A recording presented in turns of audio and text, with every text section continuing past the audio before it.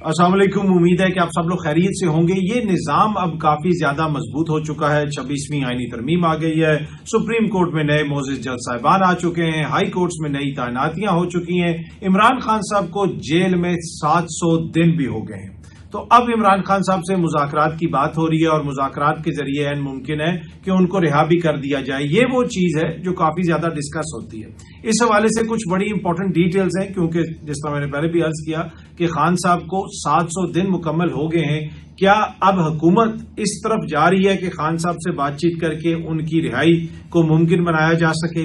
اس حوالے سے بڑی امپورٹنٹ ڈیٹیلز ہیں، وہ بھی آپ سے شیئر کروں گا۔ کچھ مزید خبریں کوشش ہوگی کہ آج کے اس ولاگ میں وہ بھی آپ سے شیئر کی جائیں۔ اچھا، جب آپ نظام کی مضبوطی کی بات کرتے ہیں تو بہت سارے سٹیپس تو میں نے آپ کو گنوا دیے کہ یہ چیزیں ہو گئی ہیں۔ اب ایک اور جو امپورٹنٹ چیز ہے کہ خیبر پختونخوا سے ابھی تک سینٹ کا الیکشن نہیں ہو سکا، کیونکہ وہ مخصوص نشستوں والا سارا معاملہ چل رہا تھا۔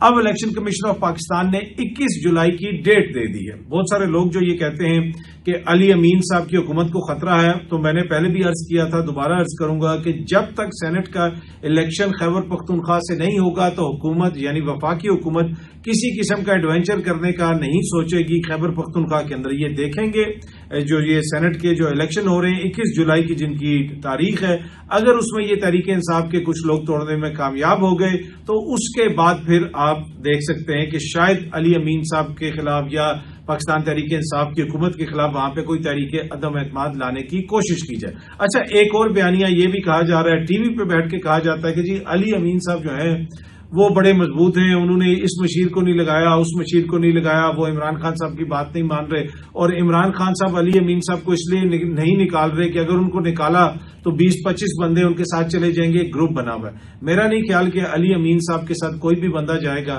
عمران خان صاحب صرف ایک ٹویٹ کر دیں تو اسی دن علی امین صاحب کی سیاست جو ہے نا وہ یہاں سے یہاں پہ آ جائے گی۔ تو یہ ساری باتیں ہیں۔ کیا میں یہ سمجھتا ہوں کہ علی امین اینٹی عمران خان ہے اور وہ عمران خان کے خلاف کام کر رہے ہیں؟ نہیں، میں یہ نہیں سمجھتا۔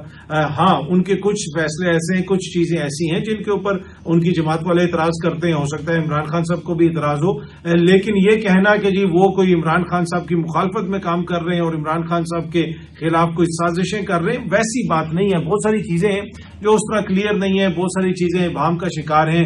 کچھ فیصلے ان کے ایسے تھے جن کی وجہ سے تحریک انصاف کو نقصان پہنچا، لیکن اس طرح کی سویپنگ سٹیٹمنٹ دینا، اور یہ اکثر آپ نے دیکھا ہوگا کہ حکومتی حمایت کرنے والے دانشور اور صحافی یہ کہتے ہیں جی علی امین کے ساتھ ایک گروپ بن گیا اور وہ چلا جائے گا۔ میں آپ کو بتاتا ہوں کہ بڑا مشکل ہوگا کہ علی امین صاحب کے ساتھ کوئی بھی جائے اگر وہ جماعت کو چھوڑ کے جاتے ہیں۔ پہلے اگر عمران خان علی امین کو آج کہتے ہیں جی علی امین فارغ ہے، تو نہ علی امین نے آگے سے چوں کرنی ہے، نہ علی امین صاحب نے آگے سے اعتراض کرنا ہے، وہ چپ کر کے سائڈ پہ ہو جائیں گے۔ میں بھی آپ کو بتا رہا ہوں، ان کو بھی پتا ہے کہ ان کی پولیٹیکل کتنی ورتھ ہے اس وقت صوبے میں۔ اس وقت اگر کسی کا ووٹ ہے تو وہ صرف عمران خان صاحب کی ذات کا ہے۔ اچھا، اب بڑا کوشچن یہ ہے کہ اب یہ خیبر پختونخوا سے سینٹ کا الیکشن بھی ہو جائے گا، 27ویں آئینی ترمیم لانے کی بات بھی ہو رہی ہے کہ 27ویں آئینی ترمیم آئے گی تو یہ نظام اور مضبوط ہو جائے گا، اور اس نظام کی مضبوطی کے ساتھ جو موجودہ حکمران ہیں وہ مضبوط تر ہوتے جا رہے ہیں، تو لہٰذا اب عمران خان اس طرح خطرہ نہیں رہا۔ اسی وجہ سے نواز شریف صاحب کو جیل میں بھیجنے کی بات ہو رہی ہے کہ وہ جیل میں جائیں گے، عمران خان صاحب سے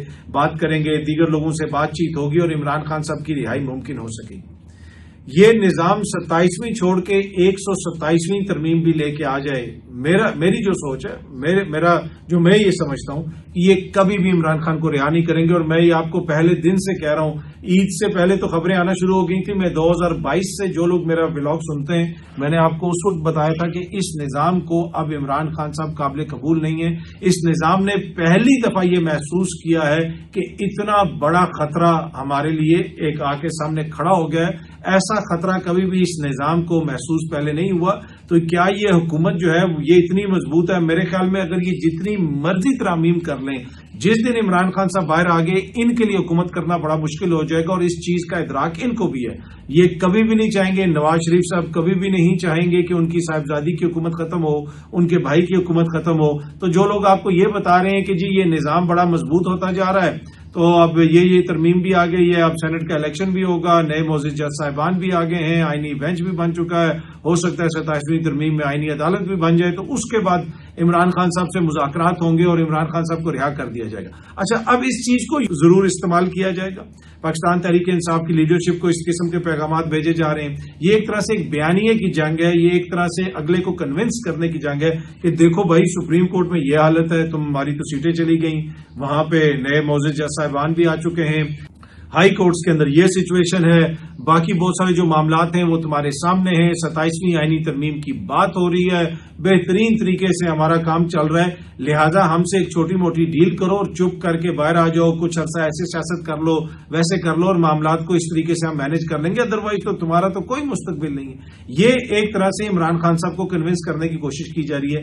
اس چیز کے اوپر عمران خان صاحب نہیں مان رہے اور اس نظام کو بھی پتا ہے کہ ہم جتنی مرضی مضبوطی کرتے رہیں، جتنے مرضی ہم کنکریٹ ڈالتے رہیں یا مغل کے گارڈر ڈالتے رہیں، جو مرضی کرتے رہیں، یہ نظام کبھی بھی جو ہے اتنا مضبوط نہیں ہو سکتا کہ ایک جینون ڈیموکریٹک پاپولر لیڈر کو باہر نکال کے یہ اپنے آپ کو چلا سکے. تو مجھے نہیں لگتا کہ عمران خان صاحب کو رہا کرنے کا بھی فیصلہ کیا گیا ہے. ان کی پوری کوشش ہوگی ان کے مقدمات کو لٹکایا جائے، تب تک لٹکایا جائے جب تک عمران خان صاحب کوئی ان سے ڈیل نہیں کر لیتے یا کوئی ایسا معاملہ نہیں ہو جاتا جہاں پہ ان کے لیے ایسی صورتحال پیدا ہو جائے گی کہ اب تو اور کوئی آپشن ہی نہیں ہے، تو عمران خان صاحب کو رہا کرنا پڑا. ادروائز مجھے اس میں کوئی سچویشن چینج ہوتی ہوئی نظر نہیں آ رہی. دوسری جانب ملک کے اندر جو نظام چل رہا ہے وہ آپ کے سامنے ہے. جوڈیشل کمیشن آف پاکستان نے بڑی امپورٹنٹ تعیناتیاں بھی کی. اگین جسٹس منصور علی شاہ صاحب نے کہا ہے کہ یہ جو جوڈیشل کمیشن کی کارروائی ہوتی ہے جس میں نئے جج صاحبان کو لایا جا رہا ہے، یہ ہو رہا ہے، وہ ہو رہا ہے، یہ ساری چیزیں اس کو اوپن کریں. دیکھیں نا، یہ اس میں تو اوپننس ہونی چاہیے. عوام کو بتائیں، اس کے منٹ شیئر کریں کہ کس معزز جج نے وہاں پہ کیا کہا، کس رکن نے وہاں پہ کیا کہا، کس نے کس کے حق میں ووٹ دیا، کیسے بات ہوئی. اب تو ادھر ادھر سے انفارمیشن ساری آتی ہے، تو اس کو اوپن کریں اور عوام کے سامنے رکھیں. لیکن اس کو منظور نہیں کیا گیا اس چیز کا، اور اس چیز کے اگین ریجیکٹ کر دیا گیا. یہ سامنے آپ دیکھ سکتے ہیں، ڈان نیوز رپورٹ کر رہا ہے کہ judicial commission of Pakistan rejects call to make its proceedings public. وہ جناب انہوں نے یہ کال ریجیکٹ کر دی ہے. یہ اس خبر کی تھوڑی سی آپ تفصیل بھی دیکھ لیں. A renewed call to make public the proceedings of judicial commission of Pakistan under the leadership of chief justice Yahya Afridi sahib has once again been rejected. دوبارہ اس کال کو، اس مطالبے کو ریجیکٹ کر دیا گیا ہے کہ عوام کے سامنے یہ چیزیں نہیں رکھنی ہیں کہ اندر پروسیڈنگز کیا ہوتی ہیں. اس میں پھر یقیناً کوئی لیگل چیزیں ہوں گی کہ یہ چیز ہے، وہ چیز ہے، اس کی کانفیڈینشیلٹی ہے.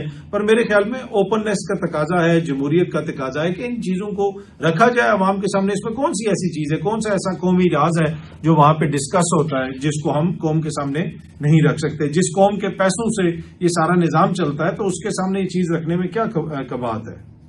اچھا، ویسے آپ کو یاد ہوگا کہ الیکشن سے پہلے، جب الیکشن کے فوراً بعد ایک وہ کمشنر صاحب سامنے آئے تھے راولپنڈی ڈویژن کے، اور انہوں نے کہا تھا کہ جی 70,000 کی لیڈ سے جن لوگوں نے شکست کھائی ہوئی ہے ان کو ہم نے جتوا دیا. اور یہ اس میں چیف جسٹس صاحب بھی ملوث تھے مبینہ طور پہ، قاضی فائز عیسیٰ، جو انہوں نے الزامات لگائے، دیگر الزامات بھی انہوں نے لگائے. اس کام میں چیف الیکشن کمشنر بھی ملوث ہیں. انہوں نے یہ بھی کہا تھا ماتحت افسران سے معذرت چاہتا ہوں جن کو غلط کام کرنے کا کہا کمشنر راولپنڈی نے. اور اچانک یہ خبر چلی تھی اور ہر جگہ پہ اس کو بریک کیا گیا تھا. اس کے بعد سے وہ جو کمشنر صاحب ہیں، نہ وہ نظر آئے، نہ اس خبر کے اوپر کوئی فالو اپ آیا. ولا عالم کو کہا گیا کہ جی ان کا کوئی دماغی توازن درست نہیں ہے، تو یہ اور وہ بندہ جو ہے وہ کمشنر لیول کے اوپر پہنچ گیا اور بعد میں وہ اس طرح کی بات کر کے ایک دم سے جو ہے بالکل غائب ہو گئے. سو آئی ڈونٹ نو کیا اپ ڈیٹ ہے. بہت سارے لوگ اس حوالے سے پوچھتے رہتے ہیں. میرے پاس بھی کوئی اپ ڈیٹ نہیں ہے. اگر کوئی اپ ڈیٹ آتی ہے تو میں ضرور آپ کے ساتھ شیئر کروں گا. اچھا، بلاول صاحب نے ایک بات کی ہے کہ بھارت اگر تعاون کرے تو مخصوص افراد کی حوالگی کے حوالے سے جو ہے اعتراض نہیں ہوگا. اب یہ کون سے مخصوص افراد ہیں، کن کو یہ بھارت کے حوالے کریں گے؟ بھارت تو صبح شام جھوٹ بولتا ہے، پاکستان کے اوپر الزامات لگاتا ہے، کبھی دہشت گردی کے، کبھی یہ. کون سا تعاون ان کو چاہیے بھارت سے؟ آئی ڈونٹ نو.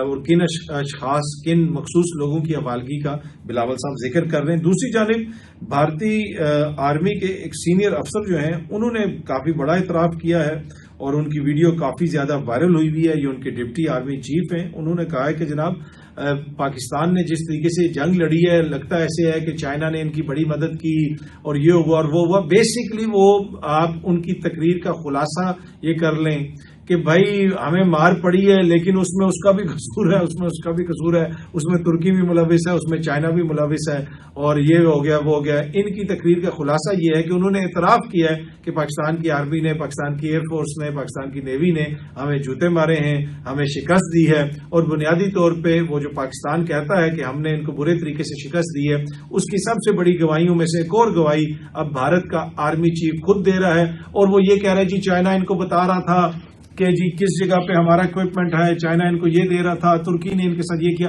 اچھا ویسے چائنا نے بھی مدد کی ہے، ترکی کا رول پاکستان کے اندر زیادہ ڈسکس نہیں ہوا، ترکی نے بھی پاکستان کی ساتھ کچھ معاملات کے اوپر، کچھ لوگ کہتے ہیں حکومتی ذرائع کہ کچھ کانفیڈینشیل چیزیں ہیں کہ کافی مدد وغیرہ کی ہے، لیکن اینڈ آف دا ڈے جنگ تو پاکستان آرمی نے لڑی ہے نا، جنگ تو پاکستان ایئر فورس نے لڑی ہے، تو جنگ تو ہم نے لڑی ہے، اکوپمنٹ تو انڈیا کے پاس تھوڑا تھا، انڈیا کے پاس امریکہ کا اکوپمنٹ بھی تھا، کسی اور جگہ کا اکوپمنٹ بھی تھا، اسرائیل کا اکوپمنٹ بھی تھا، تمام وہ مدد بھی کر رہے تھے، لیکن ہوا کیا وہ سب کے سامنے ہے۔ پر جیسا میں عرض کر رہا تھا کہ پاکستان اور چائنا، ترکی، یہ سارا تعاون وغیرہ چلتا رہتا ہے۔ ایک اور چیز ہے، ایران کے اوپر جب اسرائیل نے حملہ کیا، پاکستان نے کچھ چیزوں میں ایسی مدد کی ہے جو میڈیا پہ شاید رپورٹ نہیں ہوئی ہیں، اور مجھے لگتا ہے کہ وہ میڈیا پہ رپورٹ ہوں گی بھی نہیں۔ پاکستان نے کچھ چیزوں میں ایسی مدد کی ہے، میں ریپیٹ کرتا ہوں، کہ جس کا صرف پاکستان کے اندر کچھ لوگوں کو شاید پتا ہو، اور جس کا شاید صرف ایران کے اندر ان کی حکومت کو، ان کی اسٹیبلشمنٹ کو پتا ہو۔ یہ تشکر پاکستان کے نعرے ویسے نہیں ایرانی پارلیمنٹ میں لگے، ویسے نہیں وہ اتنا پاکستان کا شکریہ ادا کر رہے، لیکن پاکستان نے جس طرح میں عرض کر رہا تھا کہ ایران کی کافی مدد کی ہے، کسی اور کو پتا ہو یا نہ پتا ہو، شاید ہو سکتا ہے آنے والے دنوں میں، مہینوں میں، سالوں میں کبھی پاکستان کے اندر بھی چیزیں کھل کے سامنے آئیں، لیکن ایران کو اور ان کی حکومت کو پتا ہے کہ پاکستان کہاں پہ کھڑا تھا اور انہوں نے کیسے مدد کی۔ رشیا نے جناب تسلیم کر لیا ہے طالبان کو، یہ پہلا ملک بن گیا ہے رشیا جس نے طالبان کی حکومت کو تسلیم کیا ہے، یہ بھی ایک امپورٹنٹ ڈیولپمنٹ ہے۔ آپ دیکھتے ہیں کہ دیگر کون سے ممالک اس سلسلے میں آگے بڑھتے ہیں۔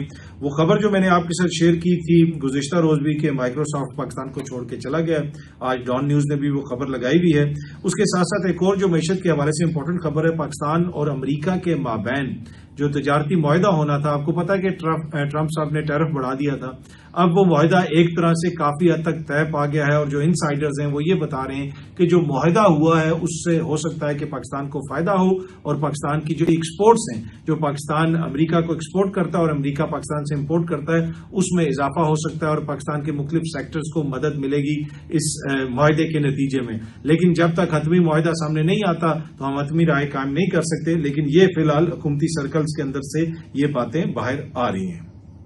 اچھا جی، یہ چھوٹی سی آپ ویڈیو دیکھیں، 1-2 سیکنڈ ذرا سنیے گا۔ یہ شخص جو کتے کی طرح بھونک رہا ہے، اس کا مسئلہ بھارت میں پڑا ہے، بیوروکریسی سے اس کا پالا پڑ گیا، وہاں پہ بھی اسی قسم کے مسائل ہیں جیسے یہاں پہ مسائل ہیں۔ ان صاحب کا نام ہے دتا، ان کے ایک سرکاری کاغذ کے اوپر نام تبدیل کر کے کسی نے غلطی سے لکھ دیا کتا۔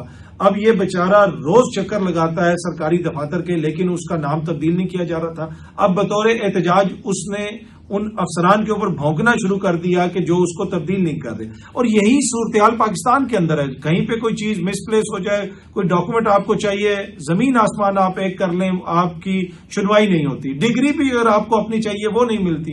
آپ نے برطانیہ سے ڈگری کی ہو، امریکہ سے ڈگری کی ہو، آپ ان کو کال کریں، آپ ان کو ای میل کریں، کچھ ہی دنوں کے اندر آپ کی نئی ڈگری آ جاتی ہے، لیکن یہاں پہ تو ڈگریاں نہیں ملتی آپ کی۔ اسی طرح دیگر جو محکمے ہیں وہاں پہ جس قسم کا عوام کے ساتھ سلوک ہوتا ہے وہ بھی ہمارے سامنے ہے۔ پھر یہ بھی کوشچن ہوتا ہے جی، یہ کوشچن نہ کرو کہ ملک نے آپ کو کیا دیا ہے، آپ نے اس ملک کو کیا دیا، یہ بحث بھی چلتی ہے۔ بھائی دنیا میں کہیں پہ بھی جو ملک ہوتے ہیں، اصل اس ملک کے اندر جو چیز میٹر کرتی ہے وہ وہاں کی عوام ہوتی ہے۔ زمین کا جو لینڈ ہے وہ تو امپورٹنٹ نہیں ہوتا ہے۔ پاکستان کا یہ جو لینڈ ہم نے لیا تھا، یہ ہم نے اس لیے تو نہیں لیا تھا کہ ہم نے کوئی فیکٹریاں لگانی ہیں، اپنی جائیدادیں بنانی ہیں۔ یہ لینڈ اس نے لیا تھا کہ وہاں پہ جو بسنے والے لوگ ہیں ان کے جو رائٹس ہیں ان کو پروٹیکٹ کرنا ہے۔ تو لوگ امپورٹنٹ ہوتے ہیں، ایون کہ جو جانور ہیں ان کو بھی کوئی لینڈ ڈلیور کرنا چھوڑ دے تو وہ ہجرت کر جاتے ہیں، ان کو بھی خوراک نہ مل رہی ہو تو وہ ہجرت کر جاتے ہیں۔ تو یہ کہنا کہ جناب آپ نے ملک کو کیا دیا ہے، اصل ایشو یہ ہے کہ اس ملک کے جو عوام ہیں ان کو اس نظام نے کیا دیا ہے، کیا نظام نے ان کے رائٹس کو پروٹیکٹ کیا ہے؟ اور اہمیت خطے کی نہیں ہوتی ہے، اس زمین کی نہیں ہوتی، اہمیت لوگوں کی ہوتی ہے، قوموں کی ہوتی ہے۔ اور یہ ملک بھی ہم نے اس لیے لیا تھا کہ یہاں پہ بسنے والی جو قوم ہے، جو مسلمان قوم ہے، ان کے حقوق کا تحفظ کیا جا سکے. اس لیے نہیں لیا تھا کہ یہاں پہ سرداروں کو جائیدادیں مل جائیں گی اور نواب جو ہیں وہ فیکٹریاں لگا لیں گے اور حکمران پروٹوکول انجوائے کرتے رہیں گے اور پاکستانی ذلیل ہوتا رہے گا، اور پھر ہم اسے کہیں گے کہ بھائی تم نے یہ کوشچن نہیں کرنا کہ پاکستان نے تمہیں کیا دیا ہے. پاکستان دراصل پاکستان کی عوام ہے اور ان کا یہ رائٹ بنتا ہے کہ وہ پوچھیں کہ یہ جو نظام ہے جو ہمارے نام پہ چل رہا ہے، ہمارے نام پہ پروٹوکول لیتے ہیں، ہمارے نام پہ مراد لیتے ہیں، ہمارے نام پہ زمینیں لیتے ہیں، ہمارے نام پہ حکومتیں کرتے ہیں، ہمارے نام پہ پوری دنیا میں گھومتے ہیں، تو ہمیں انہوں نے کیا دیا ہے. تو یہ کوشچن تو بڑا ویلڈ ہے. پر اینی وے آئی ہوپ کہ یہ جو دتا صاحب ہیں ان کا مسئلہ حل ہو جائے گا. اسی قسم کے مسائل پاکستان کے اندر بھی ہوتے ہیں کہ جناب ایک چھوٹی سی غلطی ہو گئی ہے کاغذ کے اندر، لیکن وہ ٹھیک نہیں ہو سکتی. سالہ سال لوگ ذلیل ہوتے رہتے ہیں. بہت جلدی آپ سب دوستوں سے دوبارہ ملاقات ہوگی. Thank you very much.